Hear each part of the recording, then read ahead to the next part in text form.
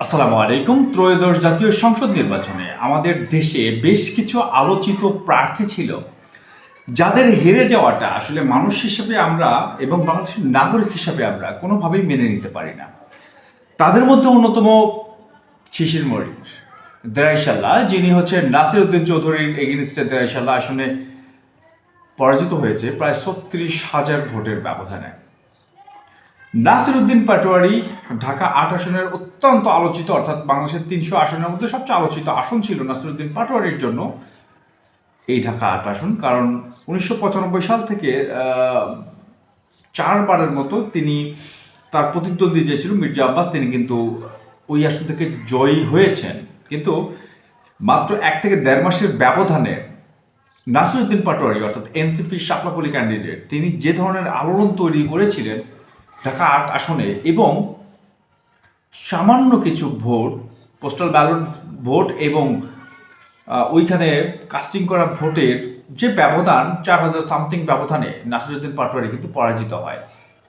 এই পরাজয়টা আসলে ওই অঞ্চলের মানুষ একেবারেই মেনে নিতে পারেনি, সারা দেশের মানুষের মতো। কারণ নাসিরউদ্দিন পাটোয়ারি জিতবে এই প্রত্যাশা কিন্তু করেছিল অনেকেই, এবং এই জয়টা ঐতিহাসিক হতো কারণ বিএনপির অত্যন্ত প্রভাবশালী একজন নেতৃস্থানীয় ব্যক্তি যে মির্জা আব্বাস, তিনি ২বারের মন্ত্রী এবং ৪বারের এমপি পূর্বে, তাকে যদি হারাতো নাসিরউদ্দিন পাটোয়ারির মতো সদ্য তরুণ একজন ক্যান্ডিডেট, তাহলে দেশে অন্ততপক্ষে একটা আলোড়ন তৈরি হয়ে যেত। ঠিক তেমনি জামায়াত ইসলামীর জেনারেল সেক্রেটারি অর্থাৎ একজন দ্বিতীয় প্রধান ব্যক্তিত্ব জামায়াত ইসলামী, তিনিও কিন্তু হেরে গিয়েছেন। অর্থাৎ জামায়াতের সেক্রেটারি জেনারেল হেরে গিয়েছে, মিয়া গোলাম পারোয়ার তিনিও হেরে গেছে। এটা অত্যন্ত দুর্ভাগ্যজনক। ঠিক তেমনি বিএনপির ঢাকা ১৬ আসনের আমিনুল ইসলাম, যিনি ঢাকা মহানগর উত্তর বিএনপির আহ্বায়ক, মায়ের ডাকের তুলিয়াপা, এই সকল আসনে প্রতিদ্বন্দ্বিতাকারী অত্যন্ত ভালো এবং জনগণের চোখে তারা কিন্তু সজ্জন ব্যক্তি হিসেবে পরিচিত, জনবান্ধব একজন ব্যক্তিত্ব। তাদের হেরে যাওয়াটা অত্যন্ত দৃষ্টিকটু মনে হয়েছে। ঠিক তেমনি লুৎফুজ্জামান বাবর, হাসনাত আবদুল্লাহ, এই যে ব্যক্তিগুলো আছে, হাসনাত আবদুল্লাহ ১১৬টি আসনের কোনোটিতে কেন্দ্রের কোনোটিতে হারেনি, লুৎফুজ্জামান বাবর ১১৪টি কেন্দ্রের কোনোটিতে হারেনি। তার মানে এই যে সজ্জন ব্যক্তিগুলো, তাদের প্রতি কিন্তু মানুষের যে আস্থা আছে, সেই আস্থাটা ঠিক জনগণ সেই প্রতিদান চেয়েছে, প্রতিদান দিয়েওছে। এছাড়া গণ অধিকার পরিষদের নুরুল হক নূর, যিনি ট্রাক প্রতীক নিয়ে লড়েছেন, তিনিও কিন্তু জয়ী হয়েছেন। এছাড়া ধানের শীষ প্রতীক নিয়েও ঝিনাইদহ ২ আসনে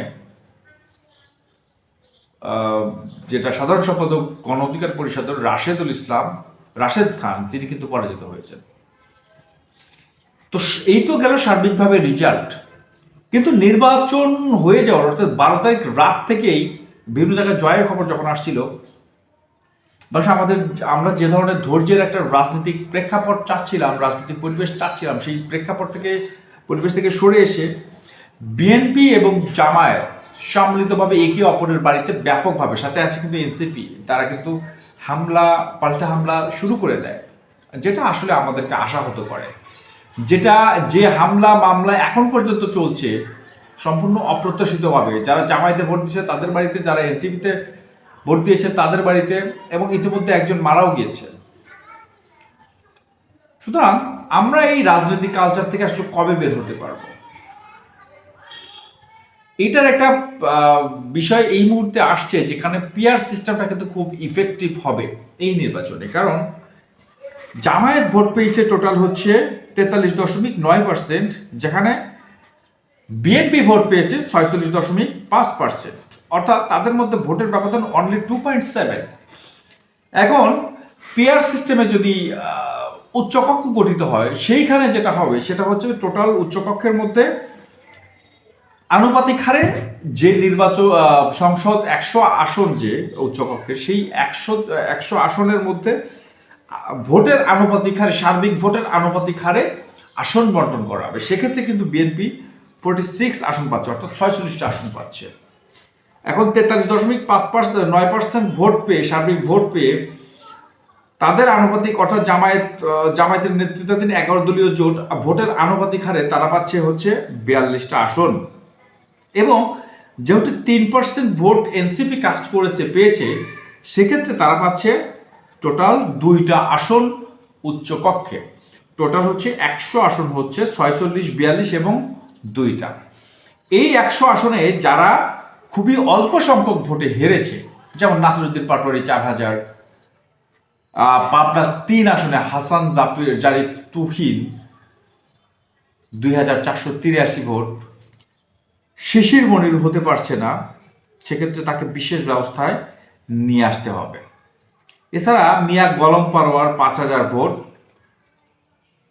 আমিনুল ইসলাম 7000 ভোট, তুলিয়াপা সামান্য কিছু ভোট। এই যে ব্যক্তিত্বগুলো অত্যন্ত জনপ্রিয়,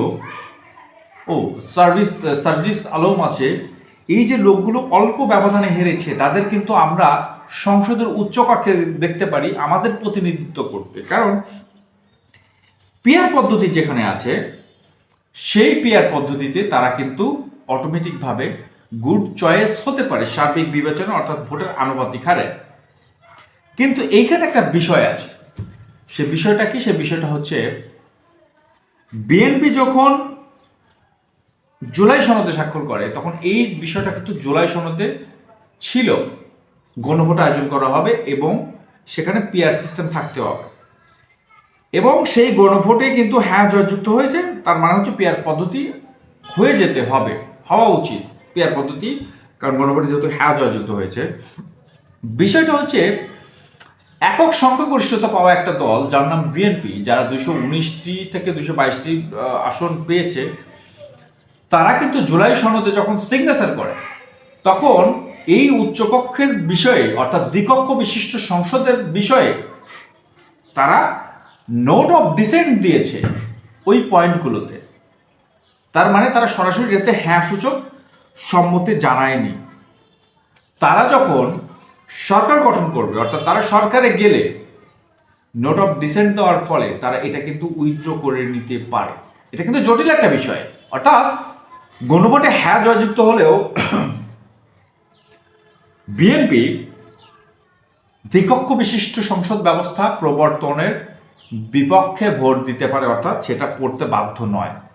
সেখানে কিন্তু হ্যাঁ জয়যুক্ত হওয়ার পরও এই দ্বিকক্ষ বিশিষ্ট ভোট সংসদীয় ব্যবস্থা তারা বাধ্য নয়, যার ফলশ্রুতিতে এই লোকগুলোকে সংসদে যাওয়াও, যারা হেরে গিয়েছে তারা নাও যেতে পারে। যেটা আমরা আশা করতেছি, যারা অল্প ভোটের ব্যবধানে হেরে গেছে তারপরেও কিন্তু তারা, যেমন নাসিরউদ্দিন পাটোয়ারি, তাসনিম, যারা এরা কিন্তু সংসদে যাওয়া সম্ভব, আমিনুল ইসলাম ভাই, তুলিয়াপা, এই সকল লোক কিন্তু সংসদে যাওয়া সম্ভব। কিন্তু এস এম খালিদুজ্জামান আছে, যিনি তারেক রহমানের বিপরীতে ঢাকা 17তে লড়েছেন, এই সকল লোক কিন্তু সংসদে যেতে পারে। এবং আরেকটা বিষয় বলি, বিএনপির বিরুদ্ধে অর্থাৎ 20 দলীয় জোটের বিরুদ্ধে জামায়াত ইসলামী প্রায় 53টা আসনে 10,000-এর কম ভোট পেয়েছে, কম ভোটের ব্যবধানে হেরেছে। প্রায় 53টা আসনে 10,000-এর কম ভোটের ব্যবধানে হেরেছে জামায়াত ইসলামী।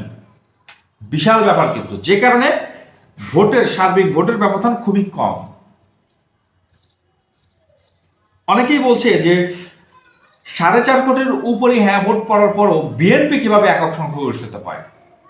যারা হ্যাঁ ভোটগুলো দিয়েছে তাদের ম্যাক্সিমামই কিন্তু জামায়াত 11 দলীয় জোট। সুতরাং এইখানে একটা মেকানিজম হলেও হতে পারে, এই ধরনের আশঙ্কা অনেকেই করছে। এটা অবাস্তব নয়, সেটা তাদের ব্যাপার, তারা তদন্ত করে দেখবে। এবং যাদের এই ধরনের সংশয় বা সংশোধন সন্দেহ আছে, সেক্ষেত্রে তারা পুনর্গণনার আবেদন করতে পারে। তো যাই হোক, এই দ্বিকক্ষ বিশিষ্ট যে সংসদ ব্যবস্থা প্রবর্তন, সেটার একটা জটিল সমীকরণ আমি বোঝালাম। আমার মনে হচ্ছে বিষয়টা ক্লিয়ার হয়ে বুঝতে পেরেছেন। তো আশা করবো এই ভিডিওটা ভালো লেগেছে। ভালো লাগে কিন্তু অবশ্যই সাবস্ক্রাইব করে পাশে থাকবেন। ধন্যবাদ সকলকে। আসসালামু আলাইকুম।